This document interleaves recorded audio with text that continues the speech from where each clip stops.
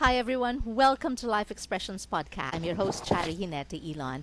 I'm so excited today because we're going to delve into resilience. Part of our Ignite Your Spark series, we're going to highlight the topic of resilience. By the way, SPARK stands for service, purpose, attraction, resilience, and knowing. And as you all know, none of us who are living has never experienced failure, has never experienced setback.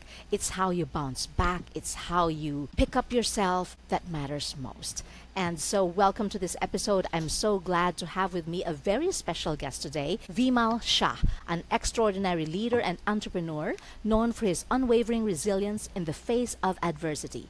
Vimal Shah is a Kenyan educationist, philanthropist, and mentor, best known for co-founding Bidco Group of companies. Vimal is a much sought-after speaker and mentor on entrepreneurship, leadership, and manufacturing, and has given talks all over the world. Welcome to Life Expressions, Vimal. Thank you, Charie. Thank you for having me. I'm so glad that you're here with us. Of course, joining us are our regular guests, Azim Jamal and Farzana Kherani. Welcome back to the podcast, Azim and Farzana. Thank you. Thank you. Azim, how do you define resilience? So as we did in our master class, we talked about there are three components of resilience. The first one is having an inverse paranoia mentality, which means when something wrong goes, and as you said earlier, there's always something goes wrong every single day, every single month, every single year for most people. You instead of getting paranoid about it, you do inverse paranoia. You get the opposite. The second part of resilience we talked about was having a positive mental attitude. So every time there's a minus, all you do is turn into a plus. So if there's a minus, you turn into a plus. So you have that kind of mentality that whatever minus comes in your way, your goal is to turn it into a plus. As Rumi says, live your life as if it's rigged in your favor. So everything that's happening is in your favor. So you turn it around. And thirdly, each time something goes wrong, it's a trigger for you to bounce back bigger and stronger, to prove that this has happened to me, now watch me what I do. And if you have these three components, you're able to deal with resilience amazingly. But resilience only comes about when there's a problem, or there's a challenge, or there's a failure, or there's a struggle. And therefore, these struggles, challenges, and obstacles come to us as a blessing instead of as a curse. How about you, Vimal? How do you define resilience in your own way? Resilience to me would be, the ability of bouncing back from any setback. And we all, even the body, we are naturally, as living beings, we're able to regenerate ourselves. And the body is self-healing. So it's resilient to a lot of things. And we can pivot ourselves, change direction. And if we had an original intent of doing something, we can adopt and say, fine, let's adopt to a different situation. We'll have atrocities, we'll have learn to deal with trauma. But at the same time, resilience is about able to say, fine, what can I do differently, and having a positive mindset. Yeah, I agree with that. How about you, Farzana? I would say that maintaining a positive perspective and embracing change, right? I think when you have that, you build those skills that you need. There's that ability to have that resilience. And yes, you're going to have your setbacks, but when you're in that positive perspective all the time, you're really working towards changing what's going to happen. Yes. Azim here mentioned the three components of resilience, a pattern in his masterclass, the inverse paranoia mentality, positive mental attitude, and the ability to bounce back bigger and better and stronger. What pivotal experiences, Azim, that you have that helped you come up with these three components of resilience? So when I changed my career from accounting for business to accounting for life, I struggled because I spoke 185 times across the world, from Sydney to Dallas to Paris. I made zero money. First following year, I spoke 187 times all over the world. I made no money. My first book took me 10,000 hours to write the book. I couldn't put a book in the bookstore. And when I was almost giving up, I had a sign that I shouldn't give up, and I was able to recover. When I look back, those 3 or 4 or 5 years where I struggled so much made me resilient, but also made me more wiser. I got better at my craft. I got better at my content. I got better at my understanding because I went through all the struggle. If I had been successful very quickly, I would have made a lot of money and had a lot of fame and all that. But the depth would not be there. So on hindsight, I would do it again because I need those experiences to get better in your craft. When you go through that, look at it from that lenses and say, thank you.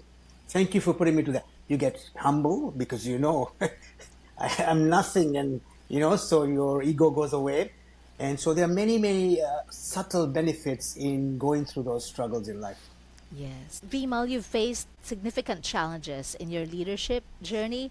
You own a huge company that affects thousands of lives. Can you share a time when resilience made all the difference in your life and in your business? Plenty of times. I think there are so many experiences. It's a journey, right? Life is a journey. But I think principally what happens is within you, once you know who you are, and all the rest is what I have. So the difference is between I am energy, I am soul, and therefore that's who I am. What I have, whether it's name, fame, publicity, or I have a factory of processes or whatever, that's all what I have. Now, the differences that come in are in what I have. And that's where you have variations, right? So when we talk about resilience, the differences will come in there. The way to look at life that I use is all that, what I have, can change up and down. But who I am does not change. Therefore, I'm energy, I'm soul, and therefore I'm part of bliss. Now, that perspective, so if you're wearing those lenses, and you say, I'm wearing those lenses, that's the way I see things, then the way we look at things, that's what when I look at it, plenty. When we started off, I was in university, right? And, my dad had a business and, was in a clothing factory, Bitco clothing factory, and when it went, down under, whatever, we said, okay, what do we do? And we actually started looking at where else to go, and, he's the one who gave us the can-do attitude to say, fine, here we are. So really, I'm grateful for my parents, and they're giving this can-do attitude to say, fine, never give up. And that happened. So we had failures. We started our new factory, started being soaps, and said, now we're going to be big, we're going to sell. Nobody bought. So we had to be resilient to go out and say, look, guys, let's see how the marketing works. Picked up trucks and went with the trucks, did some van selling, did all that. Thereafter, many others. I had a plan after we'd done quite a big business. We had a plan to build up a new city in Nairobi, and, bought up land, took all that together, made it happen. The vision was from ourselves. And then we brought in a partner who was, Russian fame. And he brought in with a lot of big pockets. And then he went away with it to say, fine, I take it away. And we lost it all. Now, we haven't lost it all, we're in court. But hey, you know what? What do? Do I say that we've lost it all? No. Keep on doing what you're doing. They started smear campaigns against me in terms of, social media, this and that, whatnot. The lawyer told me, look, nothing changes. Just stay put to what you're doing. Keep on the path. So that's why I'm saying it brings you back to the path. So recently I've had some mishaps where I trusted some very close friends, right? And did some business with them, and the guy just went away, right? What do? Do you say, no, I've lost it all, so never give up? So I think that can-do attitude, and then the variations are in what I have. Name, fame, whatever, that is where the variations come from. And this is because I know who I am, and therefore my conscience is clear, keep at it. And I can tell you one thing, it is so blissful. Oh, that's wonderful. What matters is what you are, not what you have. How about you, Anna? How do you think you develop that resilient attitude? I think I feel like I've practiced identifying problems and I actively seek solutions so that I'm navigating challenges that are coming my way. And some challenges, of course, are going to come where you have no idea what that solution is going to be. But embracing that challenge and saying, this is a part of life, will then actually help navigate your emotions, navigate your mental thought process, and even physically. Yes, you're going to be a little bit upset, but you can navigate those like physical emotions in the sense that you can calm yourself down and just be like, this is a huge problem. Yes, I'm going to be upset, and take the time to acknowledge those feelings, but then move on. Like, don't take so much time, right? And I think that's what builds resilience, and that's what I feel like I've kind of done with myself. I agree with that. For myself, when I am faced with a setback, I have to accept it. I think that's the first step that you should do. Accept it, acknowledge your feelings, and if you want to cry, cry your heart out. And then after that, move on. Because it's not just the manner that you can bounce back, it's also the speed on how you're able to do it, right? And make sure that it's just a stepping stone. This is just a setback. I'm going to bounce back bigger and stronger and better. But for others, the question is, how do you actually do that? Azim, can you tell us, how can we actually do that? I think, what you just said, accepting what has happened is the starting point, that, this has happened. What has happened, I cannot change. But what do I do with it?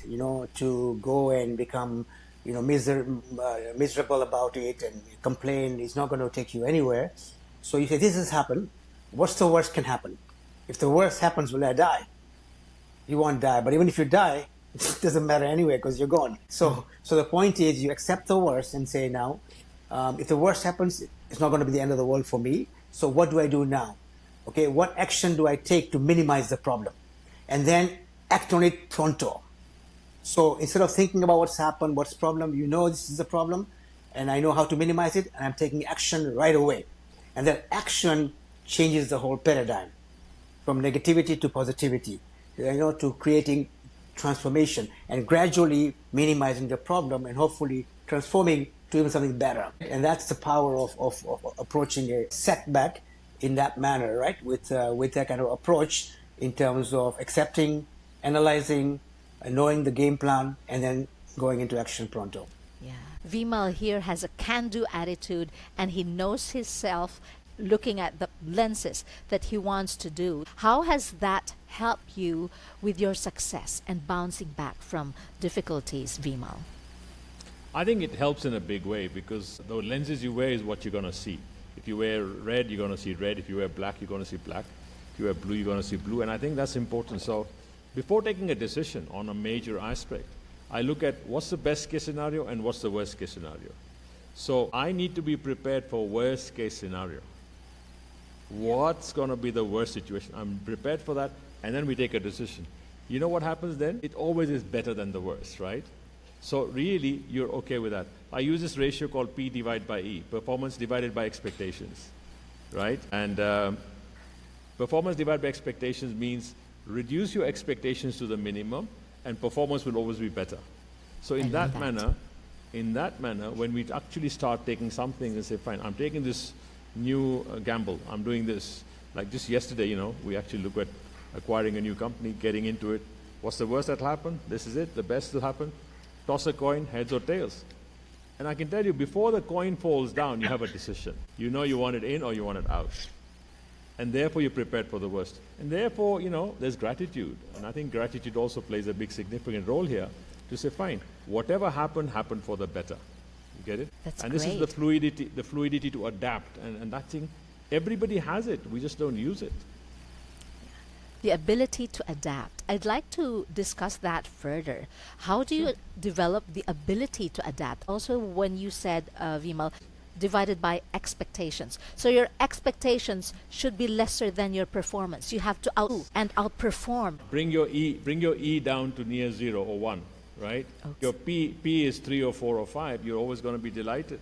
You get it? Oh, I love that. Yes. And then adapting and adopting is, don't get fixated onto something that because I planned it in this manner, it's the only way it can happen, right? Be ready to iterate it because things are dynamic, things are changing. Even ourselves, 10 years ago I was different, 20 years ago I was different, today I'm different. 10 years hence from now, it's going to be different. So adopt that and accept, like you said, accept it first, but at the same time to say, fine, now how do I change myself to adapt to the new circumstances? And I think when we started business, I'll tell you a story. When we started business, there was no internet, there was no mobile phone, there was no computers. So we've seen it all. We're talking online from 3 different continents, and look, we're live. I agree, yeah. And now it's seamless, although there are setbacks in the beginning. Now it's kind of seamless. How would you like to expound on that, Azim, like in our daily life? Yeah, so I think we will mention a few important points about who you are as a person. What you have is the outcome, but who you are within you determines your resilience, your outlook, your attitude, everything, right? And then, he used the word E as expectation. I would add to E an ego, right? The most biggest problem is your ego. When you have negative ego, everything is a problem. Yes. But when you come from a positive pride and you have a goal larger than self, and if your life is based on impact, from spark, from success to significance comes through impact, then nothing is a problem because you look at everything as a blessing. You have good intention, you have good attitude, you have good effort, you have good, and then the rest is a transformation. You're getting better and better every day in every way, and that's success by itself. And sometimes it's not the big things you do, it's the small things you do every day. You touch a person by how you interact with that person can determine the outcome, right? My grandfather, for example, moved to Africa when he was 14. When he died in 1962, I was like very young. I remember the local people did not allow his body to go in a hearse. They carried him for 3 miles as a respect to what he was. Now that to me is impact. It doesn't mean he was wealthy, it doesn't mean he had many money, it doesn't mean he had many buildings or businesses, but who he was as a person was kind of respected by his efforts and impact, right? So I think the ego needs to get out of the way for us to then become inverse paranoia mentality, for us to have a positive mental attitude, and for us to bounce back bigger and stronger, not for your fame or your wealth, but for an impact that you want to create and the significance you want to create. Yes. We always go for impact and significance. That brings back to mind the activity impact and activity trap. It's not just what you do, but how you do things. And it's not just about being busy, but doing things that would make a positive impact. Talking about impact, Farzana, how has resilience impacted your life so far? Oh, it's huge for me. I think, when you view change as an opportunity, you grow. And when you grow, you become better. And that allows you to just understand that, yes, you're there for the world, but you also have to be there for yourself. Because positive self-talk and, getting through those negative challenges, you're trying to be optimistic, right? And you're trying to say that, it's okay, I'll get through this challenge of whatever it is. So having that positive self-talk, being self-compassionate to yourself, like to you, is important, because if you can show compassion to yourself, you can show compassion to others, right? And so it's all connected in a really good way. And when you're acknowledging your feelings at the same time, you're not feeling overwhelmed because you're looking at the bigger picture. Yeah, I agree with that. When you face a setback, you can tell yourself, this too shall pass. What does not kill you makes you stronger. But for Vimal, you've mentioned some setbacks. For yourself, what is the toughest setback that you have faced, and how did you navigate it so far? You just want one, right? There's plenty. There's plenty. Look, if there's positive, there's also negative. Right? Yin and yang go together. The opposites are always existing together. So again, it depends on how you look at it. I look at every challenge as an opportunity. So I just look at, if I've got a challenge, I've got a problem here, okay, fine. What's this teaching me? What's the learning for me? What should I do better? What should I not do again? And therefore, I look at it that way. So there have been many. I mean, we've started new product, we've started new factories, and they haven't worked. We started a whole new plant in Madagascar, right? And all operational, everything started. We're starting to go, and after a huge investment. And here comes somebody says, look, the government needs a certain amount of whatever. And I said, no way, because we've got a clear code of ethics. We don't do that. Having said all that, having done it all, day 3, we shut down the plant. Oh, wow. We sold it off. We didn't run it. Now, I could have looked at it and said, oh, failure, shut down, problem. I said, no, it's our principle. We've got a principle here. We're not going to pay anything under the table. Go for it. And we sold it off, got rid of it. Now, did I look at it as a challenge? Yes, big challenge, because, it's a big ego problem, right? Like Azim, my ego would have suffered that I took a wrong decision, and I would have suffered with it all my life and said, oh, I don't know how to take decisions. We just said, no, it's clear, out, period. We're not going to do that. We left. We've done that same thing with other companies too, other places too. So fine, here we are. And there are other places where we've said, hang on, here's a setback, right? We thought, World Bank, IFC, all of them want to do big agriculture stuff, and We started a whole project in Uganda, and now we've got a whole plantation there.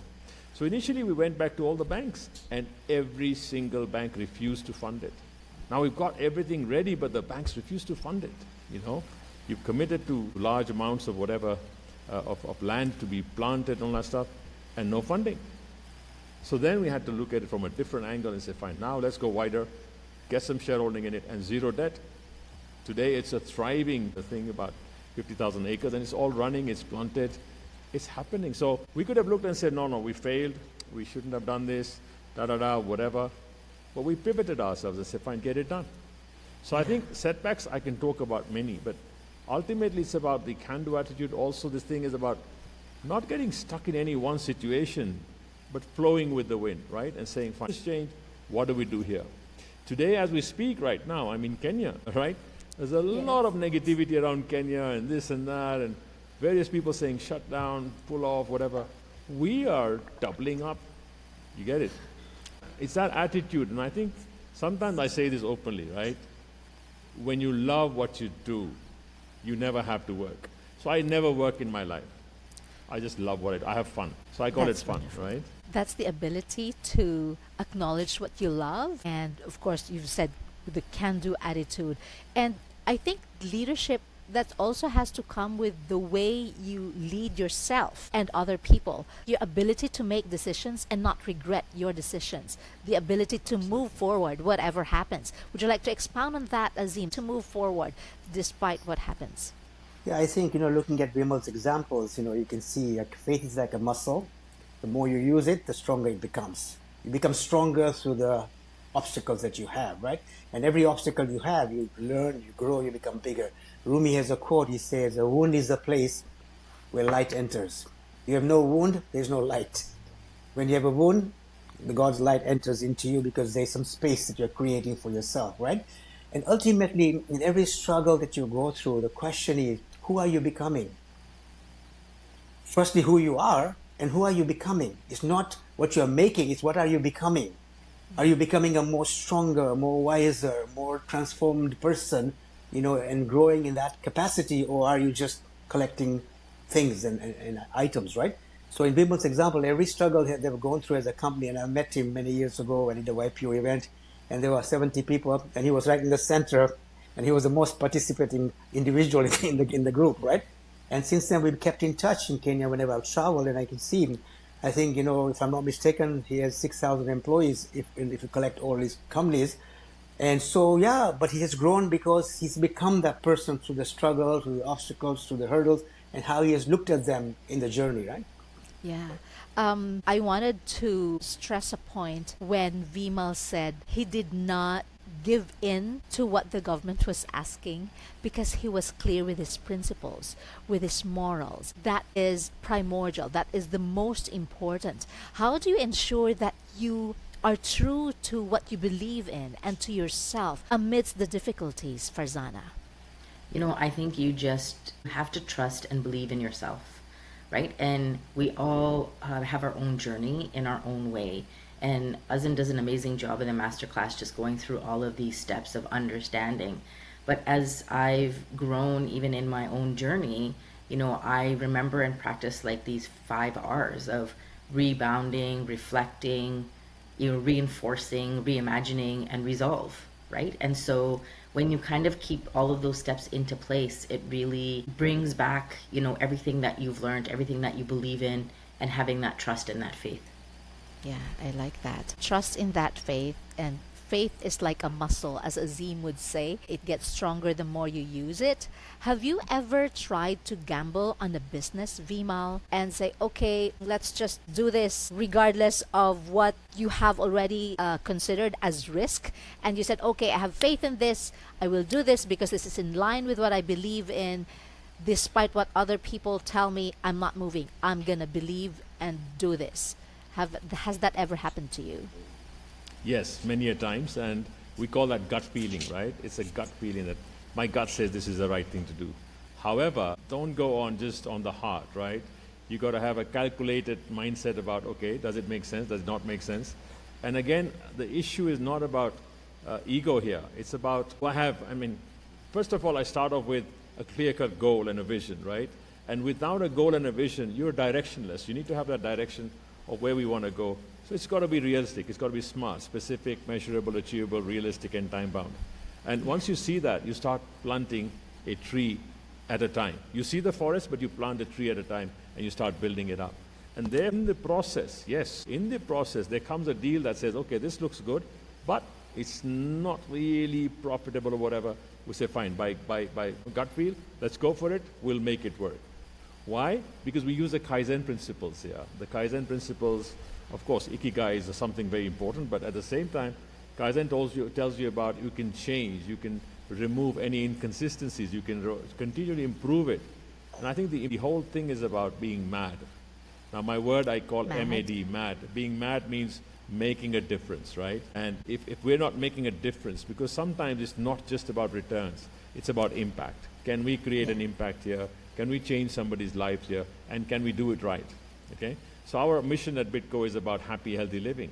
So we say that's our purpose. That's the purpose of the company, but that's also the purpose of every single person.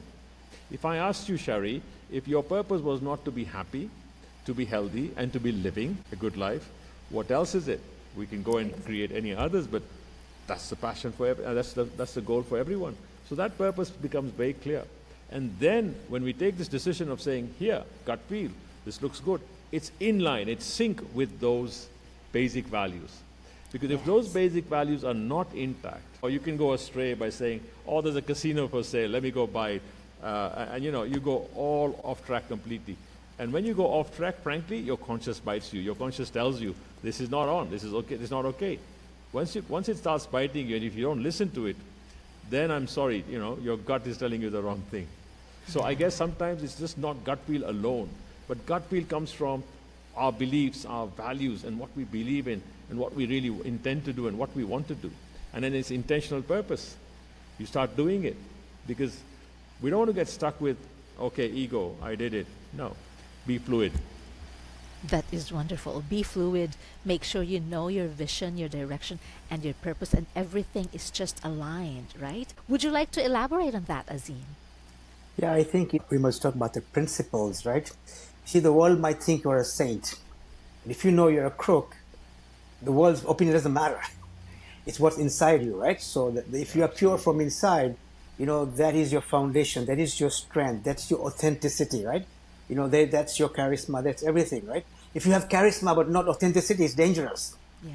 People you've seen in the world today, they have charisma but not authenticity, and they can be very dangerous. But if you have authenticity, charisma is natural. It is automatic. It's spontaneous, right? It flows. Like we talk about the flow state in the masterclass. It flows, right? You're you're always present, right?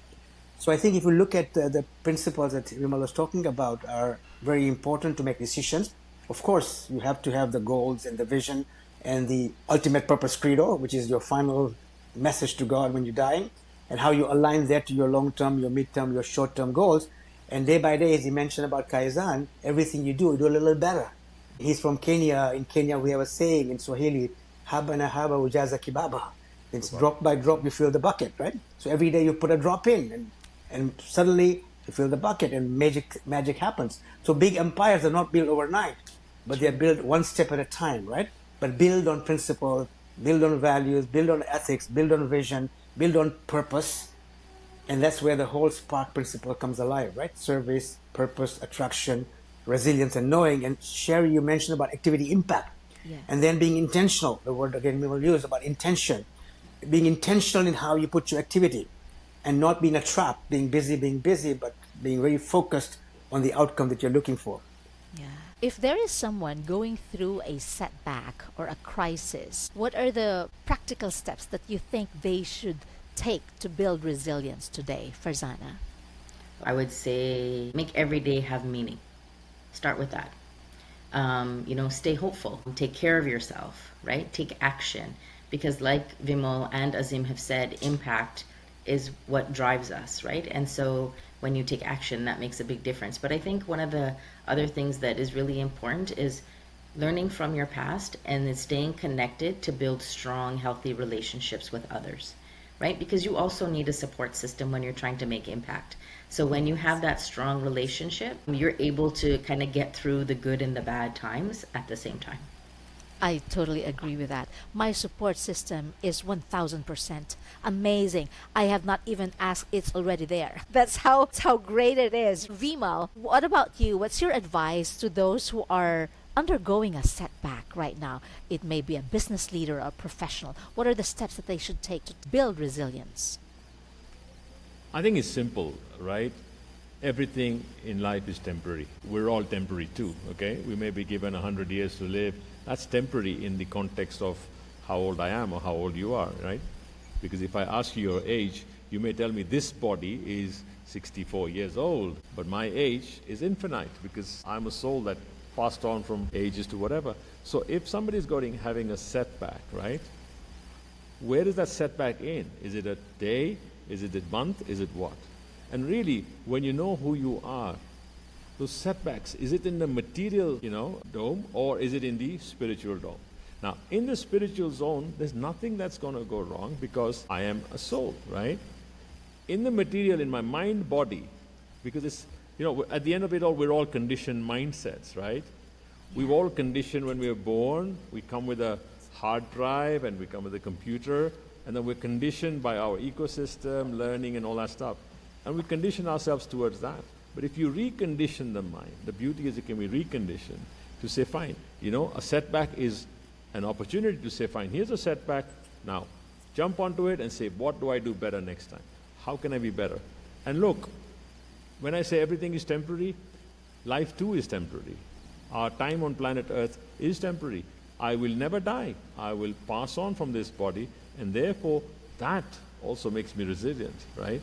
Yes. So when I look at that, looking at everything from a temporary perspective, obviously enhancing relationships, making sure that I look at everybody in this manner, namaste. I think Azim uses this too, right? Means I in soul, this is me in soul, bowing to you in soul, and all to soul, I'm saying here. So I'm looking at the energy, right? When you look at everybody as energy, there's nothing like big, small, young, big, fat, whatever. Nothing. Everybody's equal. And when you look at that, these setbacks become very trivial. Whatever setbacks there are, right? They could be financial, they could be whatever, right? There are guys who've gone to become billionaires and then become zero. And then they bounce back and they go back again. But then they've learned the art of doing that. You get it? So again, if you say, oh yeah, I'm done, I'm gone, that's a mindset, right? It's in the mind. So what do we do in our mind? We say, no, I'm a failure. And we stamp ourselves as not good enough or not worth it. It's the same thing with a lot of young people today, right? Oh, I'm not good enough, I'm not this. And they're trying to make up and be looking cosmetic. Be authentic, like Azim says, right? Authentic means it shows on your face, it shows in the way you do things. And authenticity and intent is also important to say, fine, be who you are. True. So I believe being, human being. We've forgotten how to be. We've become something else, right? And the minute we can start being, I just believe in BB, right? Be. It means be yourself. You're a soul, you're on planet Earth, what else is blissful? That's wonderful and so powerful. And this too shall, what you said earlier, I love it. This too shall pass, because it's all temporary. Yeah. Overcomes every challenge, you can become resilient and you can say, fine, no problem. Come what may. So bounce back better. Obviously, this is a positive mental attitude, right? We go back to say, fine, guys, come on. Even in the negative, I see a positive in this. Yeah. And frankly, I believe one more thing, right? In the giving is the getting. I like that. Yes. When you start giving, that's the biggest pleasure anybody gets is when they give. When we get, there's a pleasure, but it's very temporary. Yeah. The giving pleasure remains permanent. It stays for a longer time. Totally agree with that, and that is so powerful. Farzana and Azim as well, there's one message that you can share with our audience about resilience. What would it be? Let's start with you, Farzana. I think Vimal said it, giving that gift of just continue. Don't worry about the getting, but just give. Because he's so right. The reward around giving, that feeling of, I've done something so good without praise, there's nothing like it. There's nothing like it. Yeah, love that. Thank you. Azim? Yeah, I think the word happiness came about from several people. All three of you mentioned about happiness in some way. Farzana talked about relationship. Vimal talked about principles. Charie, you talked about, enjoying the ride. So I think happiness is what you want to be resilient about. And the only time you can be unhappy is if you hurt people, if you cheat, if you lie, if you sell your principles for nothing, then you're unhappy. So if you are resilient to be happy, then everything is connected, everything is aligned, because you will now start building good relationships with people because that makes you happy. And you will keep your principles very strong because that makes you happy. You realize that yesterday is history, it's gone. Tomorrow is a mystery, we don't know. Today is what counts. Today is the day I need to be happy. Today is the day I need to be in activity impact, in being intentional, being focused. And whatever comes my way, I need to be resilient because I don't want to give my happiness away. And Charie, we've talked about this before, the 7 Steps to Lasting Happiness, which is the first book I wrote, talks about these principles, and many of these principles were covered today in different ways by everybody. So if that is your resilience, then everything else, as everyone said, is temporary, right? Happiness remains. And by the way, we are all responsible for our happiness. We can't pass the responsibility to somebody else. I am 100% responsible for my happiness. And because I'm 100% responsible, I'm also 100% responsible. I'm in charge. I'm the captain of my ship. I'm the architect of my life. And I'm the master of my destiny. Not in an egotistical sense, but in a positive sense, showing the namaste, the respect and humility to others. Yeah, I love that. Thank you so much, Azim. Finally, Vimal, what powerful message could you leave to our audience today on resilience? Thank you, Charie. Thank you, Azim, and thank you, Farzana. I think the important point would be slightly tweak this whole context to say fulfillment, right? Because fulfillment is resilient, it's longer term. Happiness comes and goes. Because a lot of us define happiness by, oh, they gave me a smile, that made me happy, and then it goes away, right? It becomes sadness, a very temporary thing. But if you define happiness, like Azim says, define it as fulfillment. Stay fulfilled, and then the happiness is a given, right? Yeah. And therefore, even in setbacks, because we're up there, so we have a setback, we go back to normal. No, your new normal can become far more resilient and say, fine, come what may, this does not make a difference to me because I am energy. It makes a difference to what I have, or it makes a difference to what I own. That's where this comes in. And therefore, it's temporary. And really, the powerful message is this. Look at yourself, be yourself, and say, I am soul. I am a pure soul. And therefore, my conscience is clear. And seriously, you will be resilient all your life because you'll have, the same thing. You'll have your inverse paranoid mentality, is that what you call it, Azim? Then you'll have your positive mental attitude, and you'll also be able to bounce back better because you don't need to really bounce back because you haven't gone down. So I guess I'd just say, it's just that positive attitude to say, fine, come what may, it's all for the better. Thank you. Yeah. Mindset is everything. It's how you see things. It's how you appreciate things. It's not the things that happen to you, but it's about what you see and what you share to the world. Thank you so much. This has been a great conversation. I totally love it. Thank you, Vimal, Azim, and Farzana. And for those of you who would want to know more about igniting your spark, having that sense of fulfillment, whatever happens to you, being able to share the goodness that you have and being resilient. Know more about Ignite Your Spark Masterclass. You can visit corporatesufi.com/spark-masterclass. I am Charie Ginete-Ilon, your host for Ignite Your Spark series here on Live Expressions, and my guest Farzana Kherani, Azim Jamal, and of course Vimal Shah. Thank you once again, everyone. Please do not forget to hit that subscribe button so that you'll be notified each time we have a new episode here on the podcast. And of course, please, if you found this helpful, share it with your friends and share it with your network. Thank you Charie. once again. Yes, Charie, Vimal. one point. Yes. I was honored by Azim to be part of his Ignite, workshop. It's just amazing, and I would suggest everybody does it. Thanks. Amazing. Thank you so much, Vimal.